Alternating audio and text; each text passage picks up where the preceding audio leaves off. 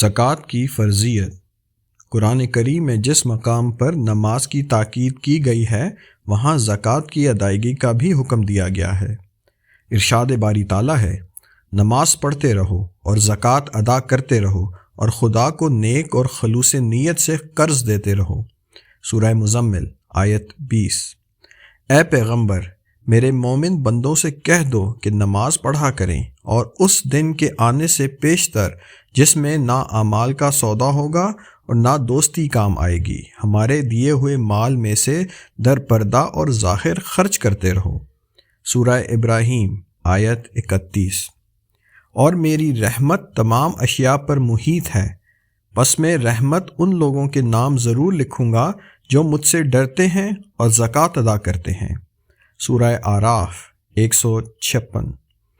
ان لوگوں کو دردناک سزا کی خبر پہنچا دو جو سونے اور چاندی جمع کر کے رکھتے ہیں اور اسے اللہ کی راہ میں خرچ نہیں کرتے۔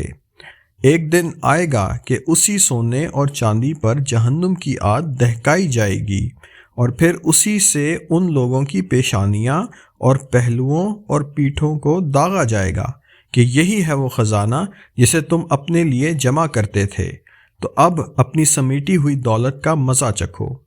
سورہ توبہ آیت 34-35۔